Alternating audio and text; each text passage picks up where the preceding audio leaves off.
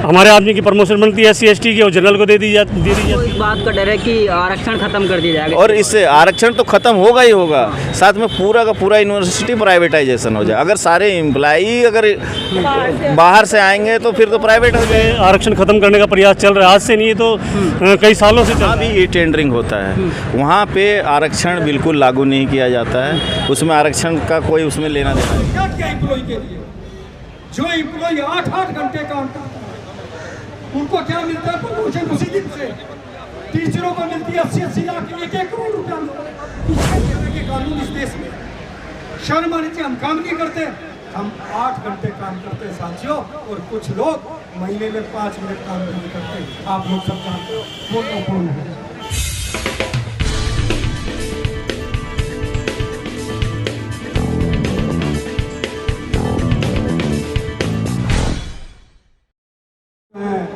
आग लगी हुई है, बीच में कोई बुझाने वाला नहीं है, और ये आग नहीं बुझाई तो आपका घर भी उसमें आने वाला साथियों, आपका घर भी उसमें आने वाला। हम लोगों ने सींचा इस यूनिवर्सिटी को, हम लोगों ने बनाया इस यूनिवर्सिटी को। आज उजाड़ने वाले अंदर बैठे हैं साथियों, आज उजाड़ने वाले अंदर बैठे हैं। ये यूनिवर्सिटी टॉप 10 में आती थी, टॉप 10 में। आज ये कहते हैं 13वीं के, मेरे ख्याल से 13वें से भी पीछे। शर्म करो, आप कहाँ से कहाँ चले गए। अरे इन्होंने ये ताजमहल बनाया था, ऐसी यूनिवर्सिटी बनाई थी, DU का पूरे वर्ल्ड में नाम था। आज आप उन्हीं के हाथ काट रहे जिन्होंने ये ताजमहल बनाया था। शर्म आनी चाहिए आपको। जिनसे इनकी रोजी चलती है, कितने घरों की रोजी चलती है, कितने लोगों ने अपनी आहुति दी है, आज आप उनको निकालने की सोचते हो। अरे निकालो, अपने अंदर देखो तुम्हारे क्या करते हो तुमने, क्या किया एम्प्लॉय के लिए। जो एम्प्लॉय 8-8 घंटे काम करता है उनको क्या मिलता है प्रमोशन उसी दिन से। टीचरों को मिलती है 80-80 लाख 1-1 करोड़ रुपया पीछे से। ये 2 तरह के कानून इस देश में। शर्म आनी चाहिए, हम काम नहीं करते, हम 8 घंटे काम करते हैं साथियों, और कुछ लोग महीने में 5 मिनट काम नहीं करते। आप लोग सब जानते हो वो कौन है। अच्छा नहीं लगता उनका नाम ले अपने मुंह से। एक यूनियन की डिमांड नहीं है, ये हर आपकी डिमांड है। आप जग जाओगे तो जग जाओगे ना, पीटे जाओगे। आज वो बात 3 साल 4 मैं ये कह दूं, आप में से एक भी खड़ा नहीं मिलेगा जो यहाँ खड़े, एक भी नहीं मिलेगा यहाँ पे। तो साथियों, हम सबकी लड़ाई है, इकट्ठे हो, यूनियन का हाथ मजबूत करो, अपने मत बुलाओ, एकता में जोर है, आपकी हर बात मानी जाएगी। नमस्कार दोस्तों, आप देख रहे हैं द नेशनल आवाज़। इस समय मौजूद हैं arts faculty Delhi university gate number 4 के बाहर, जहां पर आज हमारे साथ मौजूद हैं राजीव प्रधान जी, जो कि दिल्ली यूनिवर्सिटी के SC ST वेलफेयर के जो हैं अध्यक्ष जी। आप क्या कहना चाहेंगे आज जो आपकी मांगे हैं? कहना यही चाहेंगे कि जो ये दिल्ली विश्वविद्यालय ने टेंडर का जो शुरू किया है, ये बहुत गलत है। इस पर बहुत बड़ा असर प्रभाव पड़ने वाला है, क्योंकि 2018 से हम फेस कर रहे हैं कि सफाई कर्मचारी को कंपनी के थ्रू कर दिया गया है। उनमें जो प्रॉब्लमें आ रही हैं वो हमें पता है, और वही प्रॉब्लम है सब में, चाहे लैब स्टाफ हो, लाइब्रेरी हो या JCT, उनमें आने वाली है। तो इसका हम विरोध करते हैं। पूरी संस्था है, दिल्ली विश्वविद्यालय की सभी संस्थाएँ हमारे साथ हैं, हमारा पूरा सहयोग है। तो सर, जैसा कि अभी बताया लोगों ने भी कि SC ST जो वेलफेयर आपका, आप उसके खुद प्रेसिडेंट हैं। जी। तो क्या लगता है आपको दिल्ली यूनिवर्सिटी में भी जो है आरक्षण पे खतरा है? आरक्षण करने की कोशिश की जा रही है? आरक्षण खत्म करने का प्रयास चल रहा है, आज से नहीं तो कई सालों से चल रहा है। जैसे हमारे 4 कॉलेज थे, उनमें आरक्षण खत्म कर दिया, माइनॉरिटी कॉलेज बना के, ठीक है। और बाकी उनमें जो है प्रमोशन है, उसमें रोस्टर सिस्टम में पूरा छेड़छाड़ होती है। हमारे आदमी की प्रमोशन बनती है SC ST की और जनरल को दे दी जाती है। ये दिल्ली विश्वविद्यालय प्रशासन मिलके कर रहा है सब, ये मिली भगत है। अभी कालिंदी कॉलेज का केस देख लो, उसमें संजय भाई की जो है प्रमोशन बनती थी, लेकिन वो एक अन्य लोगों को दे दी गई है रोस्टर पॉइंट में छेड़छाड़ करके। तो ये सब चल रहा है। माता सुंदरी कॉलेज का है, उसमें जो है 15 साल से कार्यरत थी कंपनसेट की जो महिला हमारी साथी, उसको ना दे के 7 साल की जो कर रही थी उसको दे दिया गया। तो ये तो खत्म ही कर रही सारा। तो इसका विरोध करते हैं हम। तो इसमें मतलब कहाँ से शुरुआत है इस चीज़ की, जो आरक्षण पे इस तरीके से षड्यंत्र रचा जा रहा है, किसी का प्रमोशन किसी को दिया जा रहा है? ये तो चल ही रहा है, कई सालों से चल रहा है, ये कई सालों से चल रहा है और हमारा प्रयास है पूरा रोकने का, लेकिन देखते हैं कितना चल पाता है। और इसमें हमने कई FIR भी कराई है। अभी जो शोषण हमारा जो अम्बेडकर कॉलेज में भी हो रहा था, तो वो हमने SC ST कमीशन में डाला हुआ है, तो हम मजबूती से चल रहे हैं। अगर जो FIR करानी पड़ी तो FIR भी कराएंगे। तो क्या आश्वासन मिला आपको SC ST से? आश्वासन क्या, लड़ना पड़ रहा है, आश्वासन क्या मिलता है? आश्वासन देते हैं, ठीक है भाई कर देंगे, लेकिन होता नहीं है। अब दौलत राम कॉलेज को देख लो ना, अभी जो इन्होंने लेटर इशू किया है उसमें जो है कंपनसेट का एक अलग से कोटा होता है, लेकिन सबसे पहले कोठाराघात ये दौलत राम की प्रिंसिपल ने किया है। उसमें कंपनसेट पे लगी महिला को हटा दिया गया उसको, और कंपनी के थ्रू डाल दिया गया है। तो ये शुरुआत इन्होंने कर दी है, तो हमारा प्रयास है सबसे मिलके कि इसको रोका जाए। तो ई ट्रेंडिंग में आपको क्या नुकसान लग रहा है? मतलब सरकार तो अपना वो करती है कि देखो, सही है सब। ई टेंडिंग में हमने फेस किया 2018 से फेस किया हमने, जब कंपनी आ गई, और वही हाल इसमें भी होने वाला है, क्योंकि इसमें 20-20, 25-25 हज़ार रुपये लेकर नौकरी लगाएंगे उनको।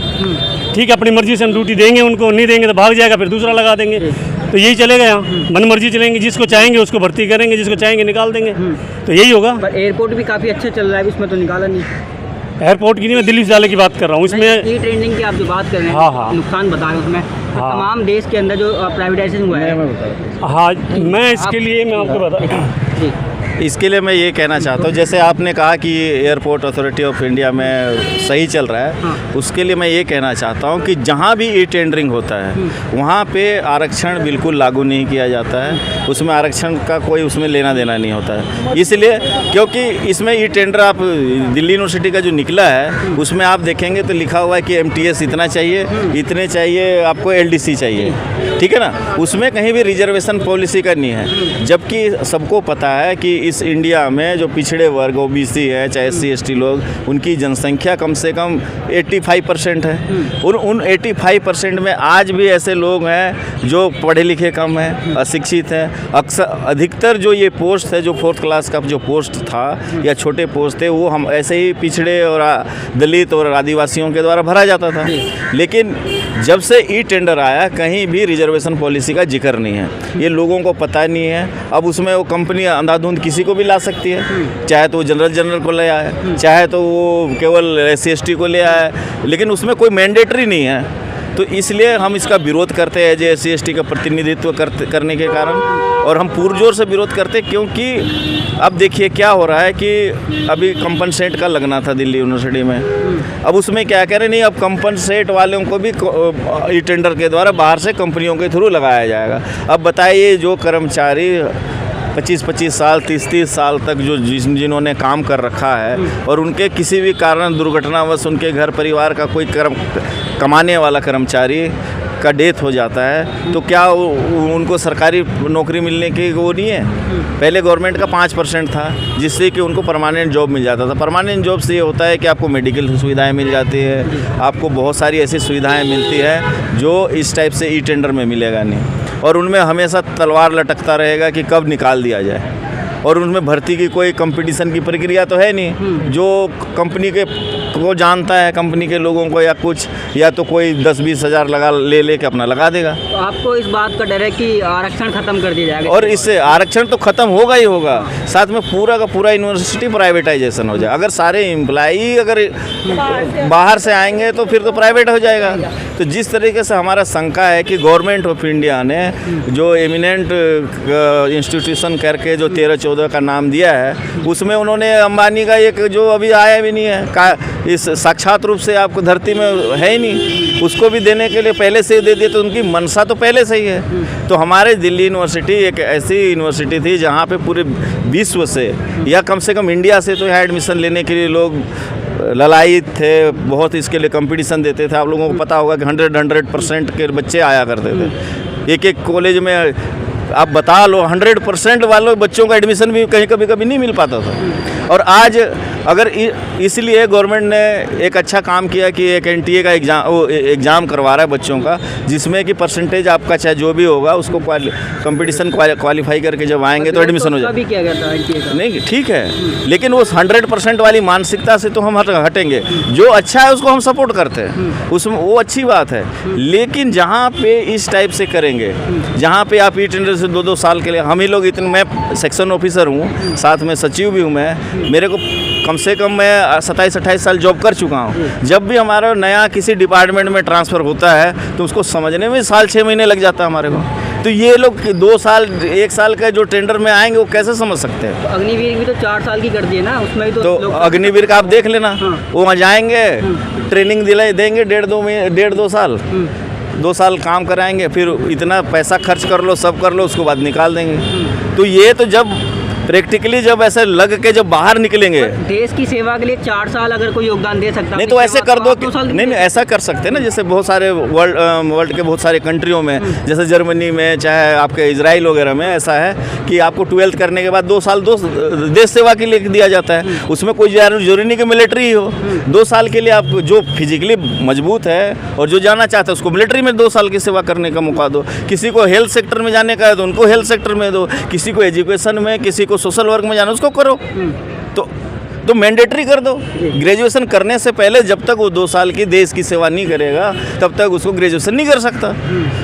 तो सिंपल। तो ये क्या ज़बरदस्ती तुम ट्रेनिंग दो, कंपटीशन क्लियर कराओ, जब वो मस्त मजबूत सब चीज़ ट्रेंड हो जाएगा उसके बाद कह दो भाई टाटा बाय बाय। समझ रहे हैं? उसके बाद क्या होगा उनका? अगले के नंबर आएगा ना, उससे क्या होगा? 4 साल के बाद उनका क्या? सबको रोजगार मिलेगा। नहीं, उससे कैसे होगा? 4 साल के बाद बेरोजगार घूमेगा। दिल्ली यूनिवर्सिटी में भी सर ने चाहा कि सबको रोजगार मिलेगा। नहीं ना, फिर एक बात सुनो, अभी आप इसी चैनल में आप काम कर रहे हैं, ठीक है, आप 2 साल के बाद आपको निकाल दें, आप अभी तो आप ट्रेनिंग में होंगे या ट्रेंड होंगे, 6 महीने साल भर हो रहा होगा, और 2 साल के बाद अब परिपक्व जब वो हो जाएंगे तब तक आपको निकाल दिया जाएगा। तो एकदम ऐसा तो नहीं है फट से आप नया चैनल खोल लोगे और वहाँ चालू होगा, फिर 1 साल बैठोगे, 6 महीना बैठोगे, आपकी हो गई ऐसी तैसी मेंटली डिस्टर्ब।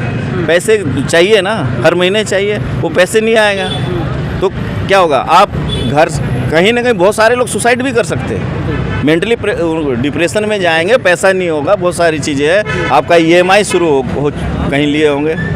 तो इसलिए ये कह रहे हैं कि कहीं भी शॉर्ट टर्म करना है, मैं कह रहा हूँ देश की सेवा करने के लिए हर कोई तत्पर है। आप 2 साल दो ना। हमारे बहुत सारे इजराइल में और जर्मन का हम लोग उदाहरण देते हैं, जो बहुत ही देशभक्त होते हैं वो लोग, और वो लोग उनको गवर्नमेंट करता है कि 2 साल आप या तो फॉरेन ट्रिप में जाओ, वर्ल्ड टूर करो, या कहीं वेलफेयर का काम करो, कहीं मिलिट्री में काम करो। तो अब कितने दिन आप तक आपका आंदोलन जो है चलेगा? कितने? ये आंदोलन जब तक हमारी मांग नहीं पूरी होगी, हम इसी तरह के आंदोलन या इस आंदोलन का प्रारूप थोड़ा चेंज करके, हमारी पूरी कोशिश रहेगी कि ये, क्योंकि ये ऑटोनोमस बॉडी भी है, हम कहते हैं कि जो यूनिवर्सिटी होती है ऑटोनोमस होती है, स्वयं में निर्णय ले सकती है, तो इसको कोई जोर ज़बरदस्ती नहीं है कि गवर्नमेंट ऑफ इंडिया का रूल को हूबहू या प्रेशर मान लें। लेकिन होता क्या है, ये अपॉइंटी तो उन्हीं के लोग होते हैं जो जिनकी सरकार में अपनी पहुंच होती है, वो अपॉइंटी हो तो कोई कंपटीशन लिख के थोड़ी आते हैं, या कोई ऐसा सिलेक्शन प्रोसीजर कुछ है जो जिसको गवर्नमेंट अच्छा लगता है तो इसलिए उनको मानना पड़ता है। लेकिन कोई बात ये नहीं है कि वो गवर्नमेंट के रूल को माने। हम इसको ऑटोनोमस बॉडी कहते हैं। ऑटोनोमस होता है स्वयं का कुछ चीज़ें को निर्णय लिया जा सकता है। तो सर आज आपके इस आंदोलन में कोई प्रतिनिधि आपका अंदर गया हो BC साहब से मिलने? नहीं, आज कोई अभी कोई नहीं गया, अभी कोई नहीं। आज हाँ पहला दिन था आज, और उम्मीद है कि अच्छा होगा। कल भी हमारा धरना, उसके बाद में सबकी सहमति से मीटिंग होगी। डुको कर्मचारी यूनियन हमारी सर्वप्रथम वो है, तो वहाँ मीटिंग होगी, आगे की रणनीति तय करेंगे, क्या योजना बनती है देखते हैं, उसके तहत हम काम करेंगे। मैं प्रधान जी को बोलना चाहता हूँ, हमारे सेक्रेटरी साहब हैं, प्रधान हैं, जब तक भाइयों के हित में कोई फैसला ना हो, ऐसी लड़ाई अपनी लड़ती रहे, उनका हक उनको दिलवाएं। चलिए, तो आप लोगों ने देखा जैसे कि यहाँ पर SC/ST वेलफेयर के जो हमारे साथी यहाँ पर खड़े थे, उन्होंने साफ तौर पर बताया कि किस तरीके से यहाँ पर जो प्राइवेटाइज करने वाली है यूनिवर्सिटी को, वहाँ पर साफ तौर पर आरक्षण को भी खतरा दिखता हुआ नज़र आ रहा है। तो कैमरामैन संदीप के साथ मैं राजशेखर, और आप देख रहे हैं द नेशनल आवाज़।